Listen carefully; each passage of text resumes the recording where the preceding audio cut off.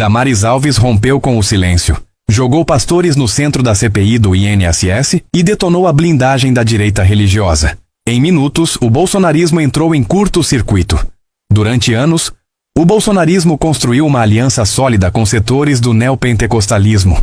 Não era apenas fé, era projeto de poder. Igrejas ofereciam base social, narrativa moral e silêncio. Em troca, recebiam proteção política, benefícios fiscais e portas abertas no Estado. Mas toda a engrenagem tem um ponto de ruptura. A CPI do INSS chegou perto demais do dinheiro, e é aqui que a trama vira. Damares Alves, ex-ministra símbolo desse pacto, decide não afundar junto. Ela fala, cita igrejas, publica requerimentos e provoca a maior implosão interna da direita religiosa desde o início do bolsonarismo. Damares não escorregou, ela calculou. Quando percebeu que o escândalo da CPI do INSS não era espuma, mas maré cheia, escolheu sobreviver politicamente. E sobreviver nesse caso significou romper um tabu. Admitir publicamente que igrejas e líderes religiosos aparecem em investigações sobre fraudes bilionárias contra aposentados. Não é pouca coisa, é um terremoto. A frase que ela disse parece simples, quase técnica. Mas no submundo da política religiosa, foi uma bomba. Ao afirmar que não submete sua atuação parlamentar a pastor algum, Damares não estava apenas respondendo a críticas. Estava rompendo uma hierarquia informal que sempre protegeu líderes religiosos do escrutínio público. E quando essa hierarquia cai, o castelo inteiro começa a rachar. A reação veio rápida e barulhenta. Silas Malafaia partiu para o ataque.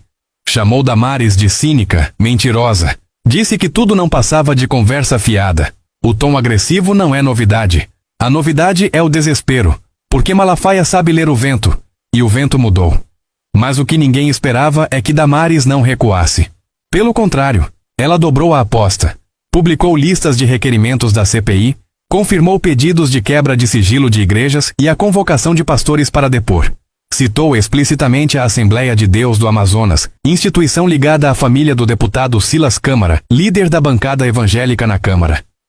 Não acusou diretamente, mas deixou claro, está tudo nos documentos. Esse gesto muda o jogo. Porque até então, a estratégia da direita religiosa sempre foi tratar investigações como perseguição ideológica. Agora, com documentos oficiais, pedidos formais e uma senadora do próprio campo político falando, a narrativa começa a falhar. Fica mais difícil gritar cristofobia, quando o assunto é desconto ilegal na aposentadoria de gente pobre. Enquanto isso, Jair Bolsonaro observa de longe. Literalmente. O ex-presidente está na papudinha, em Brasília. Não é liberdade, mas também não é o apocalipse que ele vendia aos seus seguidores. É conforto controlado. Visitas restritas, rotina previsível, silêncio imposto. A jaula é pequena, mas tem colchão. E isso incomoda a sua base, que esperava um mártir, não um detento relativamente tranquilo. O bolsonarismo sente a ausência do seu líder como um vazio estratégico. Sem Bolsonaro nas ruas, as disputas internas ganham força. Pastores brigam entre si. Políticos se protegem. Aliados tentam empurrar a culpa uns para os outros.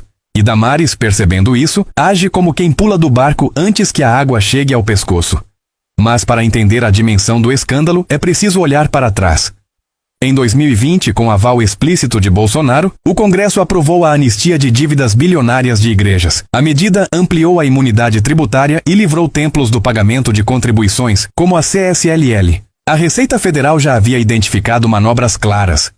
Distribuição disfarçada de lucros, remuneração variável baseada em número de fiéis, tudo fora da lei. Mesmo assim, o poder político blindou. Esse é o pano de fundo da CPI do INSS. Um Estado capturado por interesses religiosos e financeiros, onde a fé vira escudo para práticas que nada têm de espirituais. A fraude investigada é cruel. Aposentados que acordam com descontos indevidos em seus benefícios, muitas vezes sem sequer saber que contrataram empréstimos consignados. O dinheiro some, o sofrimento fica. E é nesse cenário que surge o nome de André Valadão, líder da Igreja Lagoinha e um dos pastores mais influentes do bolsonarismo. Valadão não é apenas um líder religioso. É empresário, comunicador e operador político. Sua fintech, o Clava Forte Bank, se apresentava como ferramenta espiritual para destravar prosperidade. Na prática, funcionava como correspondente bancário, sem deixar claro para os fiéis quais instituições estavam por trás das operações. O detalhe que chama a atenção é o timing. O site, o aplicativo e as redes do Clava Forte saíram do ar no mesmo período em que estourou a prisão de Daniel Vorcaro, dono do Banco Master. Coincidência? Nos bastidores de Brasília comenta-se que não. Especialmente porque Valadão mantém relações antigas com a família Vorcaro, inclusive com apoio financeiro em momentos pessoais delicados. Outro nome que aparece nesse emaranhado é Fabiano Campos Zettel, empresário, pastor, investidor e, em 2022, o maior doador pessoa física das campanhas de Bolsonaro e Tarcísio de Freitas. Zettel transferiu milhões de reais para essas campanhas. Hoje é investigado por crimes contra o sistema financeiro, com bens bloqueados que somam bilhões. Zettel também é líder religioso e atuou em igrejas ligadas ao universo Lagoinha, ou seja, o circuito se fecha: fé, política, banco, campanha eleitoral. Um sistema integrado que funcionou perfeitamente enquanto ninguém ousava investigar. A CPI do INSS ousou. Há relatos de fiéis que não conseguem reaver dinheiro depositado na fintech, aplicativos fora do ar, atendimento que não responde, orientações vagas para procurar outras instituições.